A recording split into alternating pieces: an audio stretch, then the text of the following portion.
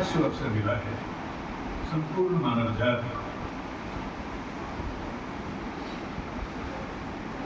प्रयाग कुंभ में महासंगम का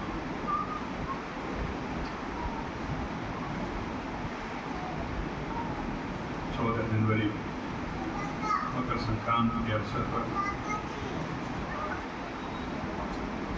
गंगा जमुना सरस्वती की त्रिवेणी धार में संगम में आस्तिक भक्तों ने डुबकी लगाई।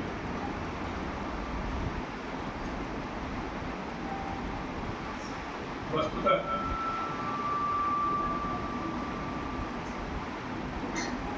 गंगा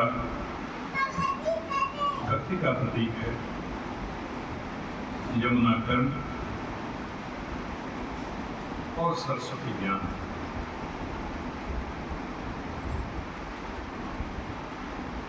कहते हैं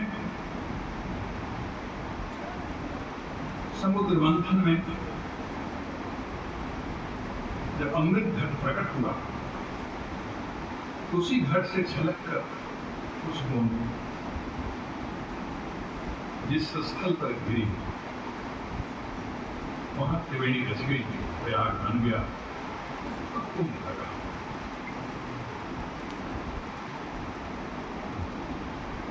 मनुष्य शरीर में खासकर अभी श्री योगेंद्र सत्संग का द्वितीय सत्र है। प्रथम सत्र में सवेरे बैठकर अन्नमय कोश की साधना की, द्वितीय सत्र में प्राणमय कोश की साधना होती है, तृतीय सत्र में मनोमय कोश की साधना होती है, चतुर्थ में विज्ञानमय कोश की साधना होती है और पंचम सत्र में आनंदमय कोश की साधना होती है। कहने को अलग अलग 5 कोश हैं। मनुष्य की आत्मा पर 5 आवरण लगे हुए हैं, जिनको विभिन्न ऋषियों ने विभिन्न माध्यम से आंतरिक यात्रा अध्यात्म जगत में प्रवेश करने की तैयारी की। तो उसे मनुष्य के मेरुदंड में जब हम बैठते हैं तो हमारे मस्तक से लेकर के पीछे रीढ़ की हड्डी नीचे जहां तक मेरुगुच्छ तक जाती है। प्राणमय कोश की साधना में साधक प्रयास करता है, लेकिन सत्संग में गुरु के समीप बैठने पर कुछ साधन करने की आवश्यकता नहीं पड़ती। मेरे घर के सभी लोग जाकर गंगा स्नान के, त्रिवेणी संगम में स्नान के, भीड़ भाड़ में बहुत परेशानी भी झेले, लेकिन मुझे कोई भाव ही नहीं है कभी देखना। मैं नास्तिक नहीं हूं, लेकिन कोई भाव ही नहीं है, इसलिए कि बाबूजी के चरणों में बैठकर त्रिवेणी संगम को स्वतः संगम रच जाता है। प्रत्यक्षतः भौगोलिक दृष्टि से जिसको इलाहाबाद कहते थे, बाद में उसका नाम इलाहाबाद हुआ, आज प्रयागराज उसकी संज्ञा है। वहां पर युक्त त्रिवेणी है। मनुष्य के नीचे मूलाधार चक्र में युक्त त्रिवेणी है। मूलाधार से जब अगले चक्र पर आते हैं, स्वाधिष्ठान चक्र में आते हैं जहां जल तत्व है, स्वाधिष्ठान से मणिपुर में आते हैं, अग्नि चक्र है, हृदय में अनाहत चक्र है, वो वायु तत्व है, कंठ के पास विशुद्धा चक्र है, उसमें आकाश तत्व है, और जब और ऊपर बढ़ते हैं आज्ञा चक्र में भ्रूमध्य के मंत्र में आते हैं, वहीं पर सद्गुरु स्थित होते हैं। अभी जितने लोग इस सत्संग भवन में, इस प्रांगण में बैठे हुए हैं, जितने प्रत्यक्ष दिखाई पड़ रहे हैं, उससे अधिक लोग, कई गुना लोग, 1000 गुना लोग अंतरिक्ष में सत्संग का आनंद ले रहे हैं। ऋषिवर महर्षि व्यास ने महाभारत की जो रचना की, लोग कहते हैं कि महाभारत में जो नहीं है वो भारत में नहीं है, सब कुछ है महाभारत। गीता की रचना हो गई, महाभारत से ही गीता उतरित है, लेकिन उसके बाद भी उनका चित्त अशांत रहा। देवर्षि नारद ने कहा कि ईश्वर आप श्रीमद् भागवत की रचना कीजिए। तो श्रीमद् भागवत की रचना हुई तो उसके लिए वे श्लोक रचते थे, लिखते जाते थे। तो एक लेखक की जरूरत पड़ती, उसमें गणेश जी आए। महर्षि व्यास को विष्णु का अवतार माना जाता है, गणेश जी को शिवपुत्र कहा जाता है। गणेश जी बुद्धि के दाता है, विघ्न विनाशक है। और उसी व्यास जयंती के रूप में गुरु पूर्णिमा मनाते हैं, उनके सम्मान है। और गुरु पूर्णिमा के बाद हमारे सनातन धर्म में 4 महीने के लिए समय जो आता है, सावन, भादो, आश्विन और कार्तिक, आषाढ़ के बाद चातुर्मास में एक तो कृषि प्रधान देश था, नदियां थी, जो नहीं थी, संसाधन नहीं थे। जो भी गुरुकुल के लोग रहते थे गुफा में, आश्रम में बैठकर अपने शिष्यों के साथ धर्म देशना करते थे। शिष्य प्रश्न पूछते थे, गुरु जवाब देते थे, वही उपनिषद रचना। मैं जब चलने लगा तो लोगों ने कहा कि कहाँ जा रहे हैं, तो गंगा जा रहे हैं, क्या करने जा रहे हैं, सत्संग। तो सत्संग 4 महीने तो सनातन में कोई काम शुभ काम होता ही नहीं, क्योंकि आपका बनाया हुआ ही नियम, सत्संग इस नियम से दूर रहेगा। तो जिस तरह से मूलाधार में युक्त त्रिवेणी है, आज्ञा चक्र में मुक्त त्रिवेणी है, और यहां से यात्रा जब सहस्त्रार की ओर होती है तो गुरु उसकी यात्रा सहज ढंग से करा देते हैं। त्रिवेणी संगम का एक स्नान प्रयागराज में है, दूसरा स्नान गंगा सागर में है। एक जगह युक्त त्रिवेणी है, एक जगह मुक्त त्रिवेणी है। लेकिन गोस्वामी तुलसीदास कहते, राम भक्ति जन सुर सरिधारा सरसई ब्रह्म विचार प्रसार। हमें दिखाई नहीं पड़ता, लेकिन यहाँ पर जब लोग बैठे हैं त्रिवेणी रच गई है। यह सत्संग ही संगम स्नान है, इसमें बैठना ही संगम स्नान है। लेकिन प्रश्न उठता है कि आखिर फल हमें मिलता क्यों नहीं है? जिस समय आपको सूचना मिल जाती है किसी न किसी रूप से, किसी ने दूरभाष से बता दिया, किसी ने पर्चा दे दिया, किसी ने कह दिया कि सत्संग है, धन्यवाद। और इस समय तो और भी विचित्र है। पहले पितृपक्ष में होता था, पितरों से प्रार्थना हम लोग करते थे, पितरों के उद्धार की प्रार्थना करते थे। लेकिन इस बात को जान लीजिए कि आपके पितर लोग आप पर कृपा किए हैं कि जाकर के सत्संग बैठें, और उस परिवार का कोई व्यक्ति अगर बैठता है सत्संग में तो उसको 100 पीढ़ियों को सत्संग मिल जाता है। बाबूजी की वाणी। पिंडदान के लिए आज विद्या का पिंडदान लोग करते हैं। शिक्षक दिवस राधा कृष्ण का जन्मदिन 1963 से मनाया जा रहा है। राधा कृष्ण जो राष्ट्रपति हुए थे, तो कलकत्ता की एक शिक्षक की पत्नी थी, उसने एक पत्र लिखा राष्ट्रपति को कि मैं एक शिक्षक की पत्नी हूँ, हमारे पति असाध्य रोग से ग्रस्त हैं, आप खुद शिक्षक रह चुके हैं, इसलिए राष्ट्रपति से मैं अनुरोध करती हूँ कि मेरे लिए कुछ सहायता कीजिए, आर्थिक सहायता। राधा कृष्ण ने कहा कि हमारे जन्म दिवस को अलग से मनाने की जरूरत नहीं, इसको शिक्षक दिवस के रूप में मनाइए। और उसमें 10 पैसा के 4 आना टिकट करता था, जो जमा होता था उसमें करता था। तो शिक्षक के कल्याण की बात होती थी। पहले संगीतज्ञों को, शिक्षकों को, राजवैद्य को, पहलवानों को राजाश्रय मिलता था राज की ओर से, अपनी साधना कीजिए, पहलवानी कीजिए, दूध मिलेगा, अभ्यास मिलेगा, संगीत की साधना कीजिए, जिम्मेदारी दे दी जाती। लेकिन शासन तंत्र बदला, लोगों की आजीविका के लिए परेशानी हो गई, और साधना क्या करेगा, रोटी की व्यवस्था करनी है उसको। समाज का नियम पर नियम बदलते गए, अध्यात्म बदलते गए, उन सारी चीजों के कल्याण के लिए बाबू जी ने क्या किया, कहा कि देखो जीवन बहुत सरल है, अध्यात्म बहुत सरल है, लेकिन सोच ही नहीं सकता है कि इतने सरल ढंग से हमको अध्यात्म मिल जाएगा, इसकी हम कल्पना नहीं कर सकते। इसलिए कि हम जटिलता में जीने के आदि हैं, उपवास करेंगे, निर्जला रहेंगे।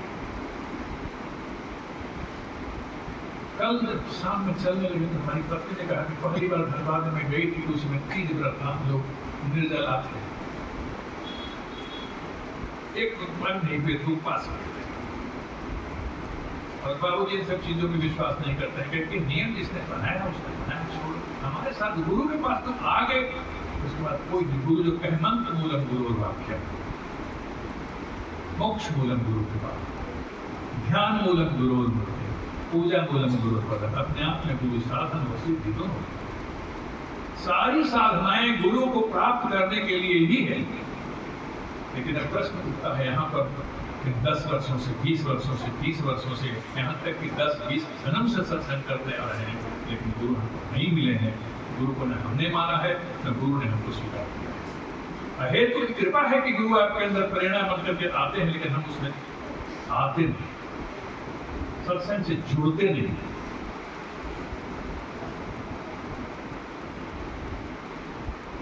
तो फिर मेरी पत्नी ने कहा कि स्टेशन पर जैसे ही गंगा दामोदर सूत्र पहुंच गया, सब कुछ को खिला, और ऐसे कुछ करने की जरूरत नहीं, पास हो गया स्टेशन पर ही हम लोग को मिठाई जिसको जो जाए चाहे पिलाए, सब कुछ कारण हो गया।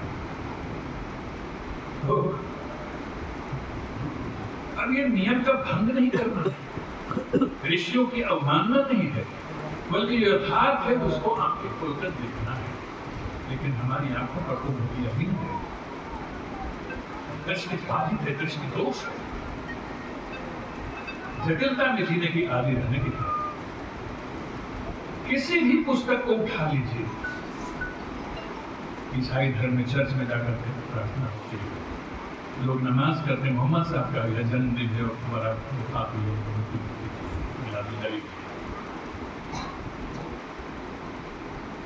तो बाबू जी ने कहा कि जब से सृष्टि हो रही है, आवश्यकता अनुसार हर स्थल पर, हर धर्म में, हर भाषा में अध्यात्म का ज्ञान प्रदान करने के लिए परमात्मा का कोई न कोई रूप आया, और किसी न किसी जगह पर ब्रह्मांड में परम गुरु तत्व मौजूद है।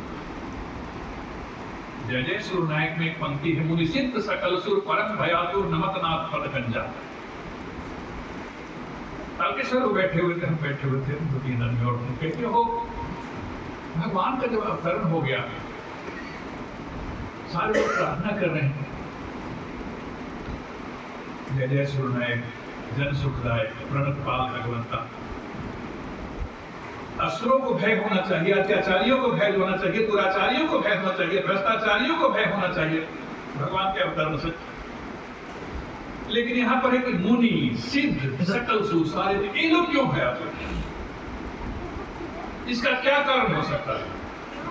इसका कारण यही है कि वह जो सत्ता का केंद्र, अध्यात्म का केंद्र, शक्ति का केंद्र जो एक जगह स्थिर था, वह पावर ट्रांसफर हो गया। जैसे धनुष यज्ञ के प्रसंग को याद कीजिए कि जैसे ही धनुष टूटा, परशुराम वहां पर आ जाते हैं, बंद होता है।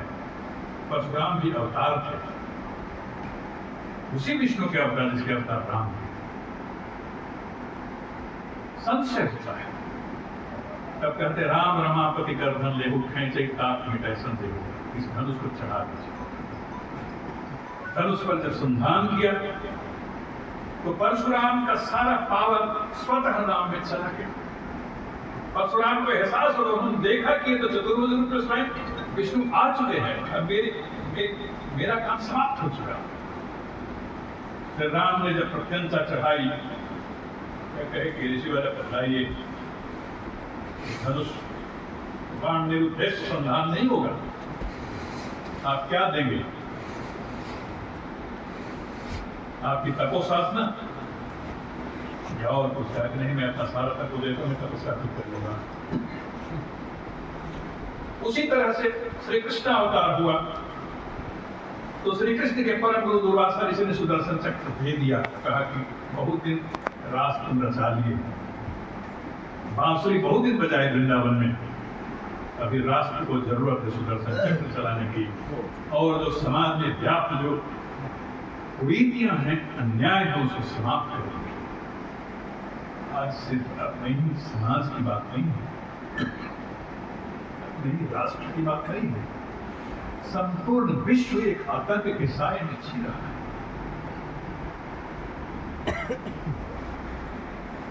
दो विश्व युद्ध हम देख चुके हैं आदमी, 20वीं सदी में 2 विश्व युद्ध देखते, तीसरा विश्व युद्ध दस्तक दे रहा है।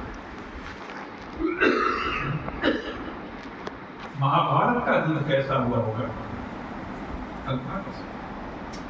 आज भी जाइएगा तो कुरुक्षेत्र की मिट्टी जो है सो लाल होती है, कितने लोग मारे गए, अर्जुन कांप जाता है।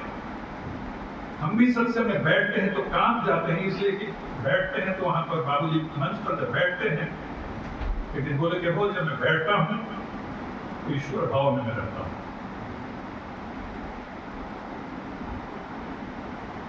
ये कोई भजन गीत नहीं है, भजन नहीं है, सत्संग का तत्व प्रवाहित होता है भजन के माध्यम से।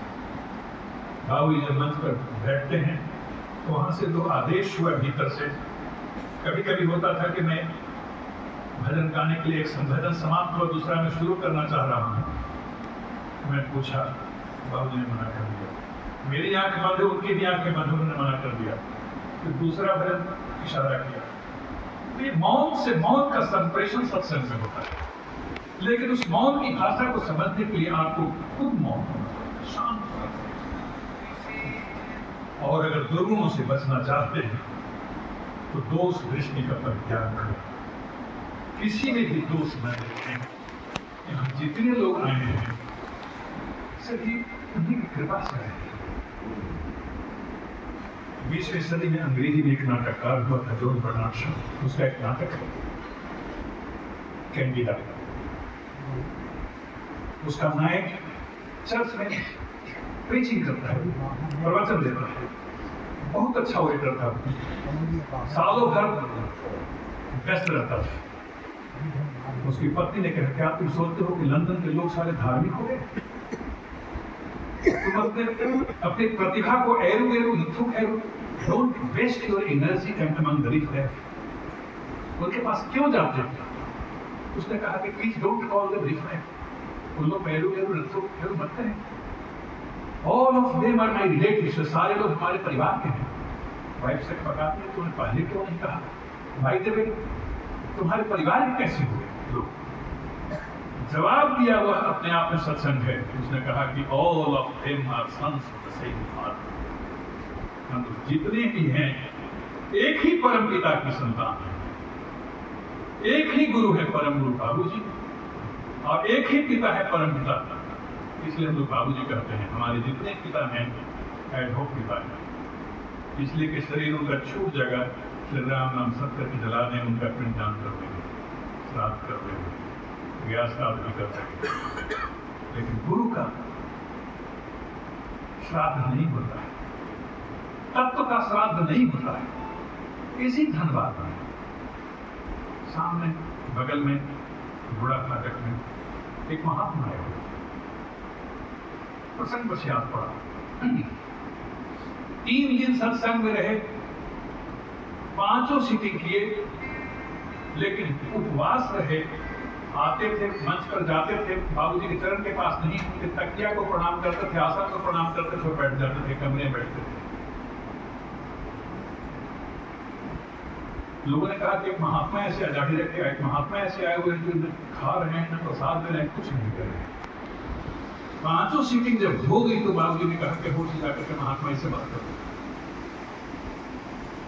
मैं गया, मुस्कुराते हुए कहा कि बेटे, हारमोनियम डुग्गी लेकर के भजन गाना कुछ और है, साधना कुछ और है। ये सब जानकर तुम क्या करोगे? नहीं बाबा, आप क्या चाहते हैं? प्रसाद तो लीजिए। जिस प्रसाद के लिए मैं आया हूं, आप प्रसाद मुझे नहीं मिला है। आंख बंद करके प्रातः कराने से क्या होगा? इसी बीच में उनका एक शिष्य कहा कि गुरुदेव से हमारा तो ये परेशानी है, तो कह के ऐसा कि करो कि दशहरा आ रहा है तो सुंदरकांड का पाठ करो। तो मैंने कहा कि आप क्यों इसको करवा रहे हैं, आप यहाँ तो कह रहे हैं कि प्रातः करें। आप इस सुंदरकांड का पाठ करने कह रहे हैं। गोस्वामी तुलसीदास ने जो लिखा तो रामचरितमानस में, अरे सुंदरकांड क्या है, वहां सीता कैद है। सीता कैद कहाँ है? तो हमारे मोह रूपी समुद्र के भीतर हमारे अहंकार के रावण ने कैद कर दिया है हमारी आत्मा को, हमारी सीता को। और उस सीता को वहां से मुक्त करने के लिए, उस अहंकार, रावण के अहंकार के पास से मुक्त करने के लिए पवन पुत्र हनुमान की जरूरत है, हमारे प्राणवायु की जरूरत है। और हम जब तक कुंभक नहीं करेंगे, सारे चक्रों का भेदन नहीं करेंगे और वहां से आत्मा को मुक्त नहीं करेंगे, तब तक इस साधने क्यों पढ़ा? हमारी 5 ज्ञान इंद्रियां, 5 कर्म इंद्रियां एक कसरत है। ईड़ा, पिंगला, सुषुम्ना, 3 नाड़ियां जो हैं, यही कैकेयी, कौशल्या और सुमित्रा है। और इन्हीं के हाथ राम पैदा होते हैं, वो राम भगवान के सहारे जा सकते हैं, तब हमारी आत्मा सीता में हो सकती है। केवल इनको घर मारे हैं। तब साधु जी थोड़ा सा तेल मिलाए,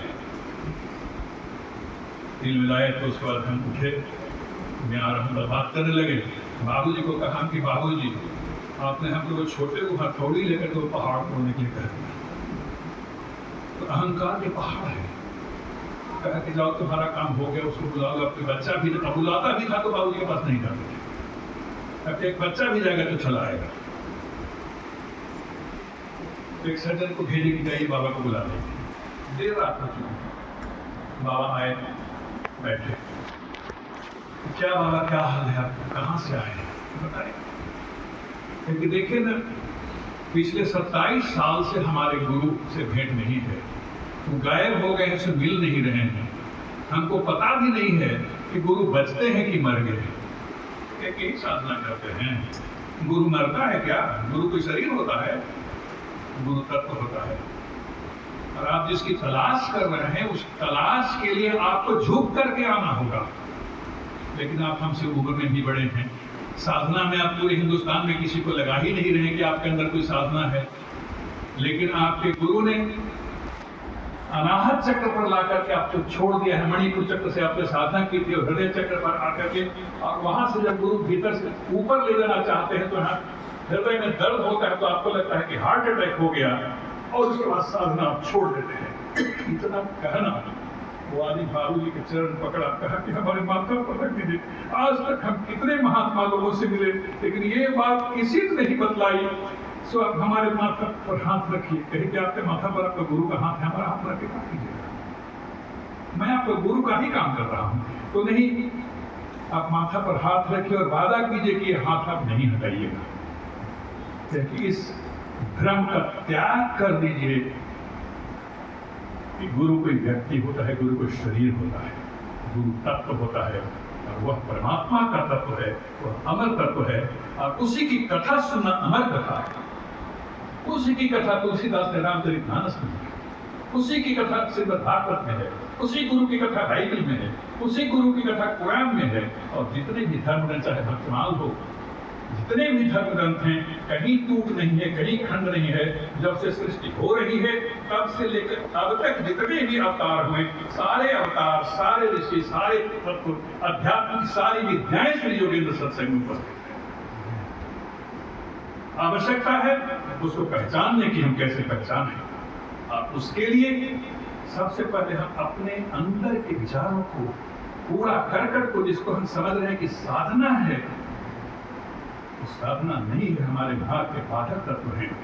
सहज ढंग से आप बोलते हैं कि सहज ढंग से बैठ नहीं आते। ऐसे सज्जन को भी देखे, काम ठीक थे, सत्संग में बैठते थे। जब सत्संग में उसे मंगला में भजन होता था, अखंडो मंडला करेगा, तो जैसी भजन होता था पूरा जोर लगाते थे, और उसके बाद लगता था कि पूरा शरीर उनका भभक रहा है। तो बोले कि देखो ना, हमको ऐसे ऐसे हो जाता है कि सर काहे के लिए जोर लगाते हैं तंत्र में? आप किसी का तंत्र मान चलेगा, शायद होकर के बैठिए ना। तो दिक्कत क्या है यहाँ पर कि हमें जाति का हम है, हम अमुक जाति के हैं। बाबू जी पर बोले कि वो ब्राह्मण लोग तो अपने गुरु होता है, राजपूत लोग भी अपने गुरु होता है, ब्रह्मर्षि लोग अपने गुरु होता है, कायस्थ खुद गुरु होता है। अपनी जाति से अलग हट के दूसरे के गुरु क्यों बनाएगा? तो जाति का हम, विद्या का हम कि हम गोल्ड मेडलिस्ट हैं, पद का हम कि हम डायरेक्टर हैं, IAS ऑफिसर हैं, धन का हम, कुल का हम, शील का हम कि हम इतने बड़े शीलवान हैं, हम घूस नहीं लेते हैं, सत्य बोलते हैं, ये नहीं, किसी का छुआ हुआ खाते नहीं हैं। इस तरह से मैं नियम से रहता हूँ। परमात्मा को नियम और अनियम से कोई मतलब नहीं है, और इसके लिए बहुत दूर जाने की जरूरत नहीं है। आप अपने देखिए कि एक बच्चा माँ के पेट में पड़ता है तो वो बच्चा कौन सी प्रार्थना कर सकता है? जिससे उसका जन्म प्रसूति गृह में होता है तो माँ भी बेहोश रहती है, बच्चा भी, परिचारिका उसको पालती है। और जीव जब मरता है, शरीर छोड़ता है, वह भी कुछ नहीं कर सकता, उसके लिए उपाय दूसरे लोग करते हैं।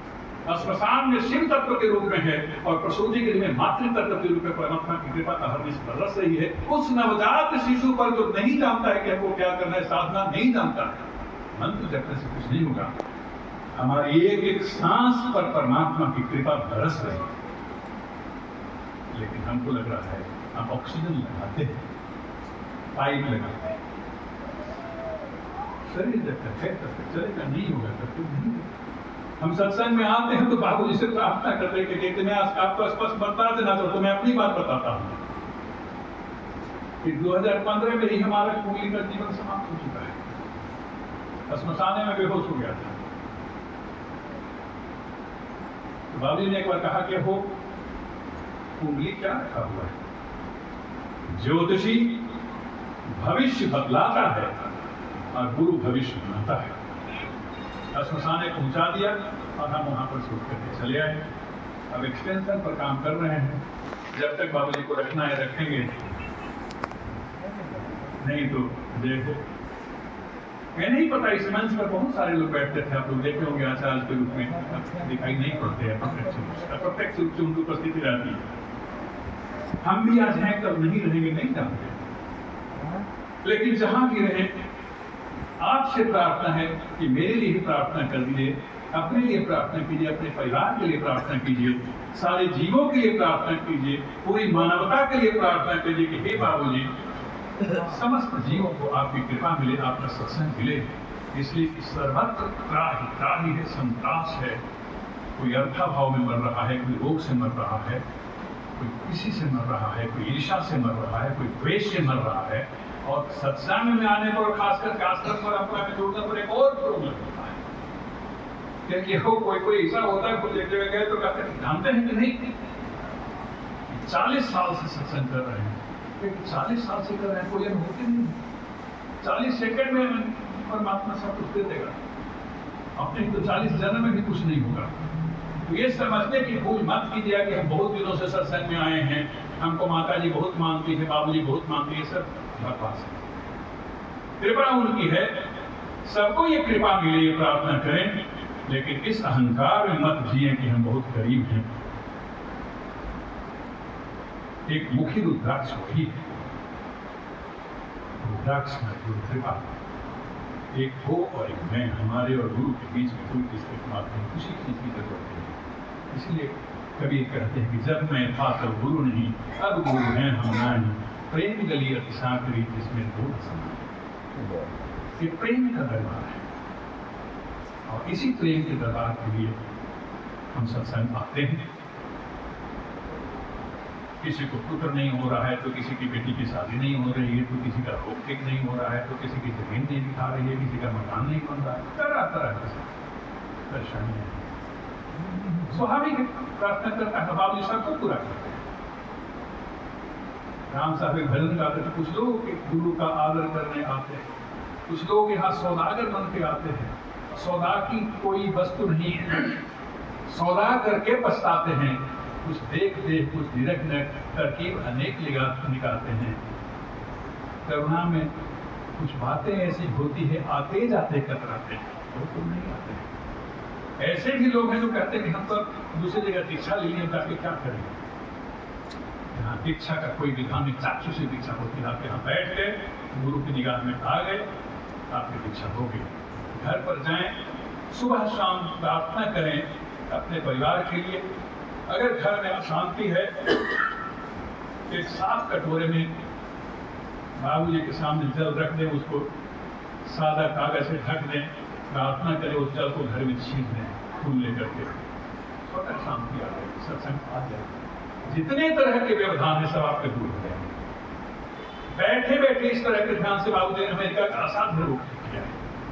लेकिन क्या करने कहते हो, लेकिन लोग तो जटिलता में जीवन। इसलिए प्रार्थना है कि जो सत्संग